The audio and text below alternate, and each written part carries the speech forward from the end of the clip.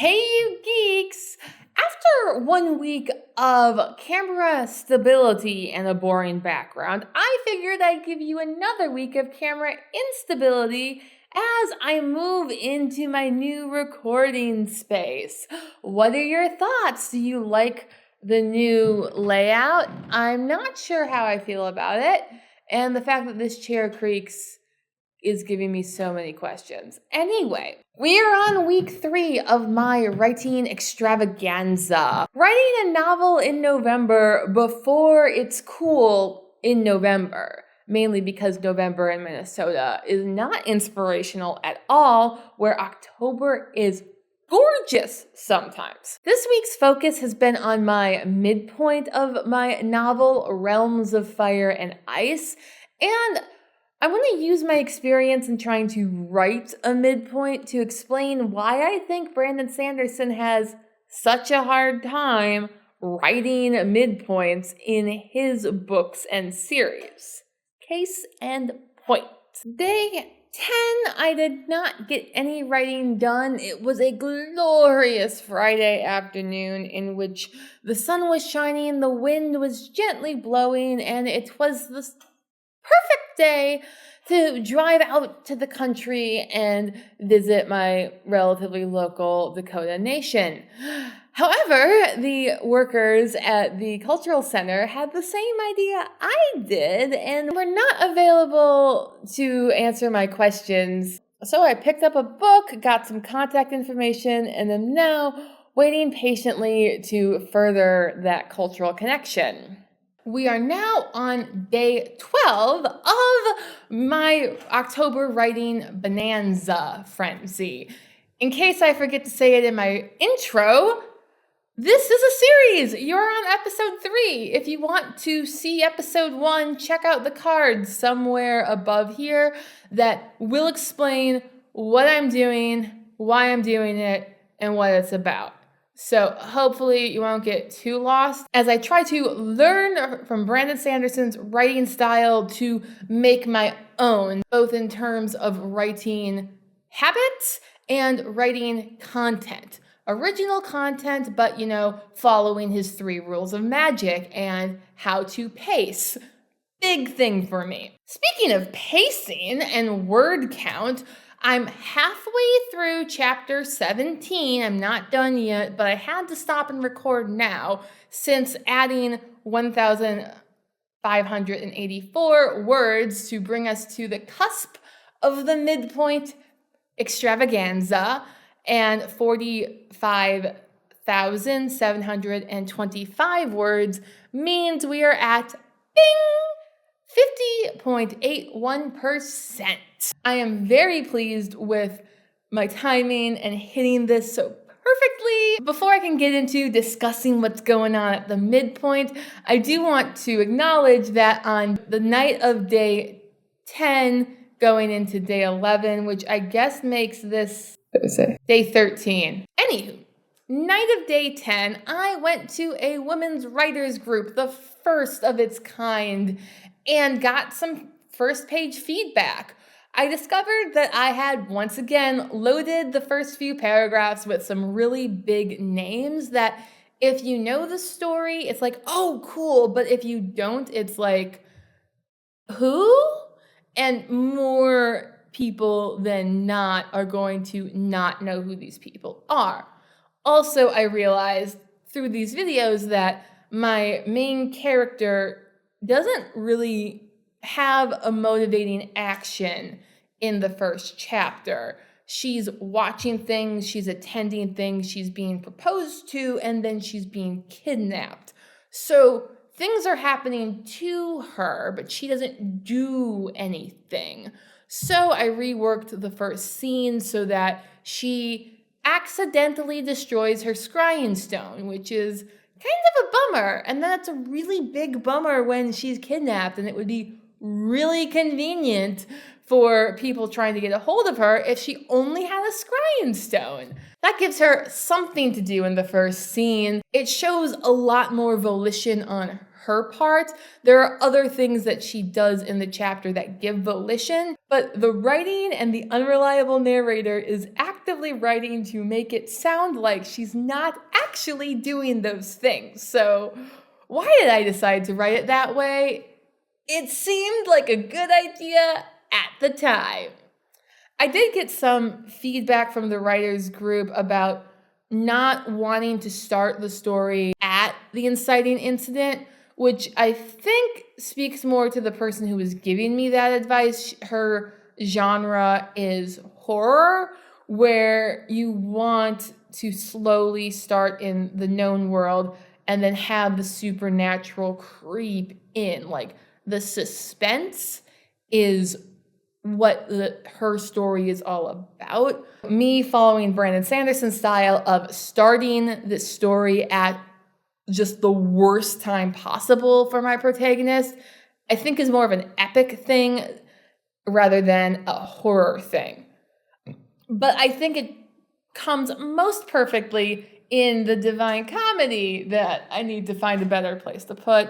When we meet Dante in the dark wood at the beginning of Inferno, and then he agrees to go into the Inferno on behalf of his beloved. So also Paradise Lost begins when Satan is cast into hell, and then we go back and hear about the battle. So this romantasy, I wasn't trying to write a Divine Comedy spin, but I may have accidentally wrote a slight spin off the Divine Comedy.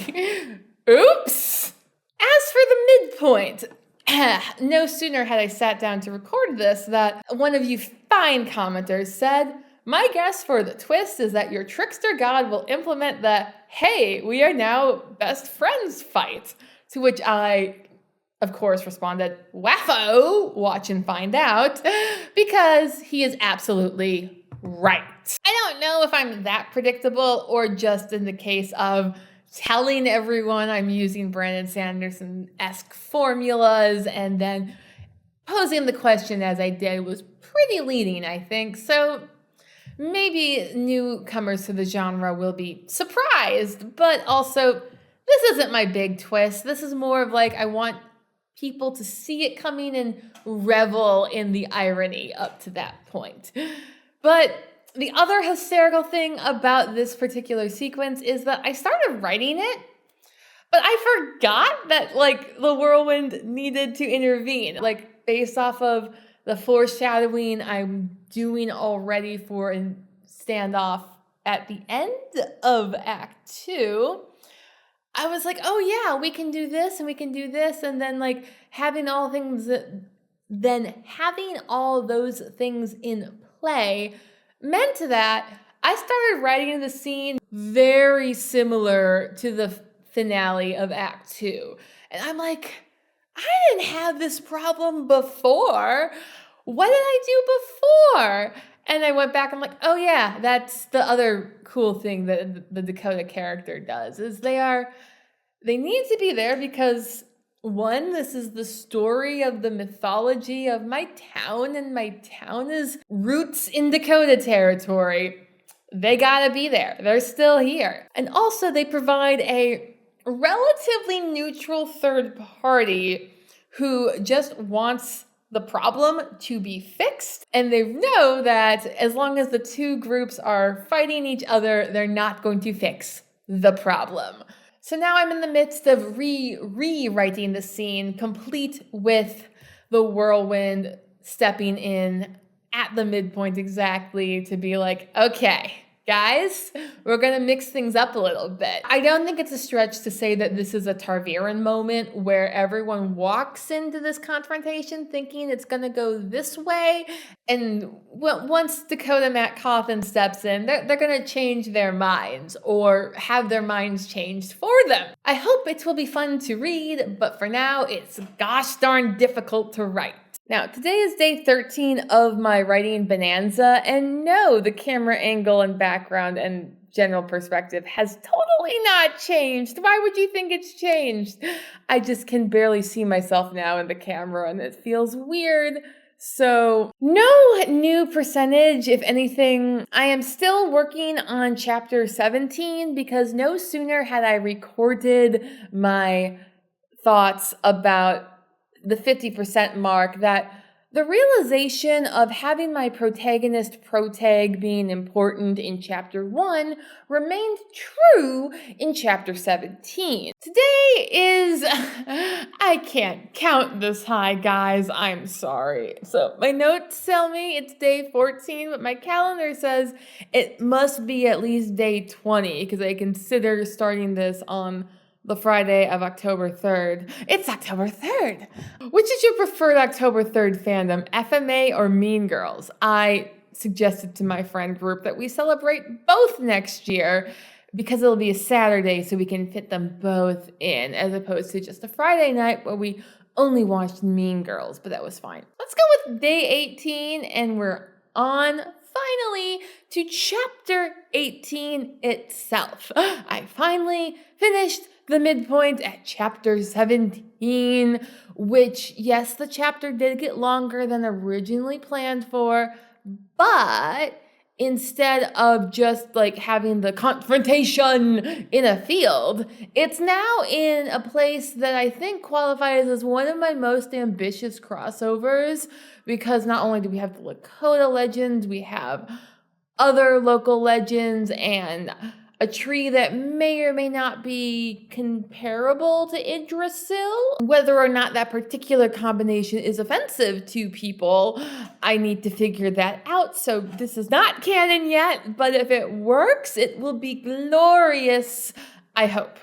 If it doesn't work, we will figure it out. What I'm trying to keep in mind is I don't want to blather on. I don't want to be over technical. What I want is for each word to be worth it. So taking the time to describe a magical glen that is very distinctive to the world. I think it's worth my word count when I'm taking the time to write the crossovers and taking what is mundane and making it magical about my city, and really just refining scenes that point to the point of this story, which is to make other people see my local city as magical a place as I do, even if it is, by its own admission, very boring, because we're low-key about our magicalness. With the paradigm shift in chapter 17, chapter 18 is now not Adolin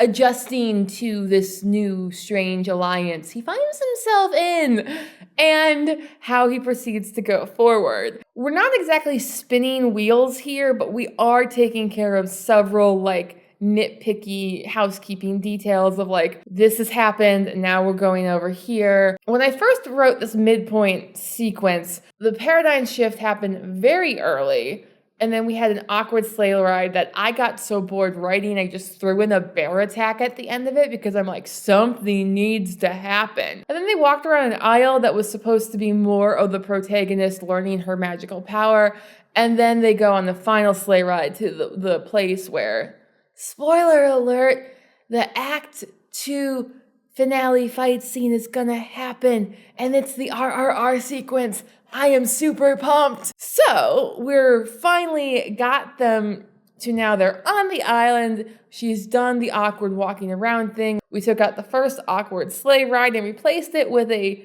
balloon chase sequence complete with awkward flirting, and hopefully that keeps the momentum rolling without stopping the story dead. Now we're confining all those little awkward housekeeping details that were stretched over those other 3 chapters into basically the beginning of chapter 18. Now that those are out of the way, we can finally do the last housekeeping detail, which is our heroes need to borrow, without asking for permission, a sleigh so that they can get to the next place. Since they need to travel all relatively quickly and they need to travel all together so they can at least watch each other and make sure that the other ones aren't betraying their oath or whatever, they need a vehicle to do that. And also, having a sleigh is peak vibes for this story. The theme is going to be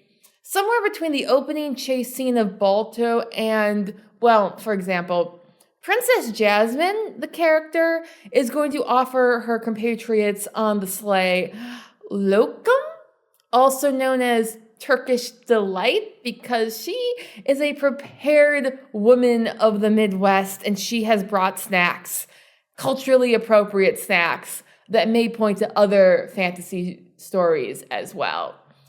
You know, this is the vibe we want to ride in on, and I'm so excited! I hope you are too. So let's call this day 19 and pretend like I can do math. On the topic of math, to check in my numbers for writing thus far, I finished chapter 18, coming in at 2,592 words, bringing my total up to 49,565 words. Thus, my percentage is 55.07%. I'm sorry if I've forgotten to do that on previous days. It's been a week, really. With the end of chapter 18, I'm out of the midpoint and into that last chance exposition establishment. They've lifted the sleigh into getting us on our way to the end of the Act 2 finale. Now, the difference between what an Act 2 finale is and what a midpoint is can be tricky. I think that Sanderson leans more heavily towards a large Act 2 finale and has quieter, less obtrusive midpoints that change everything while also not being very explosive. If we look at Sanderson's works like Isles of the Emberdark, the midpoint is when everyone arrives on the island with the giant snake spirits. You can check by opening to the middle of the book and seeing what's happening on page. Everyone arriving at the Isle is kind of a quiet midpoint, but it does change everyone's paradigm. Starling and her crew have had the goal of getting money so that they can achieve their dreams, but that has now become secondary to the how do we get away from the Scadrians problem, whereas Six of the Dusk has been wondering, how do I get away from the Scadrians problem? And he thinks he succeeds in getting out into the unknown of the Emberdark, only to run into these darn Scadrians again. Prior to looking into this for this video, I had always thought that Elantris didn't even have a midpoint because it came so quietly.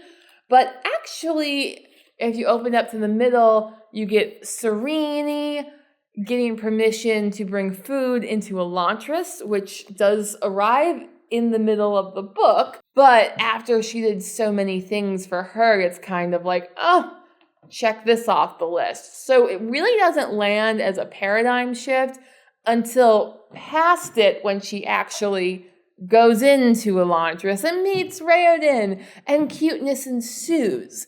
Now, because the midpoint of Elantris is so quiet and comes as just another thing on Serene's checklist, it doesn't really truly feel like the paradigm has shifted until the end of Act 2, or possibly the true plot midpoint that happens much later in the book, when the madmen attack, whereby they take Serene's carefully laid plans and Raoden's carefully laid plans and Hrathen's carefully laid plans and rip them to shreds. Now, I firmly believe that the delay in reaching Elantris' paradigm-shifting action sequence, the madmen attack, is why Elantris begins and feels like such a slog compared to other Sanderson books. And I do feel that tension in my own writing to want to push the midpoint back to make sure that I've gotten all the details I need in the front, because we really need to explain to people what our characters think is going to happen before we blow it up in their faces and have them react to what's happening. I just hope in my own writing that I've established what the characters think is going on well enough so that when the whirlwind attacks and they're off on a similar adventure but different, when the Scadrians appear, we know what the characters' modus operandi are going to be when facing the whirlwind or the Scadrians. I did kind of, in hindsight, have totally forgot to mention in my actual book that Eumony is a whirlwind spirit. I think that's going to get refined if I ever get in touch with someone from the Dakota Nation, just to feel that out a bit better. For right now, some of my writing kind of comes with homework. Like, I don't want people to read my book and think it's a definitive version of any of these stories. It's not the story of this local legend. It is a story of this local legend. The Aether weaves as the Aether wills. But back to Sanderson, I think this fear of making sure we get all the details in before the midpoint actually strikes and the paradigm shifts is why Wind and Truth feels so thick and so long and so weird. Spoiler warning for Wind and Truth, Sanderson is like, oh, before I kill off the Stormfather, I guess I'd better tell you all of his secrets, or seemingly all of his secrets. The Song of Hiawatha that I read last week thinks he's omitted a key detail and that he done did what Sokka did. We will get into that in a future video. He's running into the same problem he had with Elantris, where he gets to the middle of the story and is like, oh, we have to do several more things before we can truly flip the paradigm. My midpoint, I think, takes a middle road in that it alters the paradigm in a significant way for all the characters so that you feel like something has happened in the story more than just, check, we're off on another one of Sereni's crazy ideas. To save enough drama for the paradigm and all of the plans that our characters had from the inciting incident onward, those don't get truly exploded away until the end of Act 2. At which point, I hope the reader is walking away from the sequence going, dang, so much has happened, and it's not even done yet, as opposed to thinking at the first 2/3 saying, that was boring. I'm glad something's finally happened. We're trying to balance that out. So if you've stuck with me this far, please let me know your thoughts on my set design down in the comments or anything. Seriously, the algorithm don't love these videos, but I hope you, my faithful viewers, do. Please leave a comment letting me know if you don't as well. Otherwise, I will see you next week. Thanks for watching. Bye.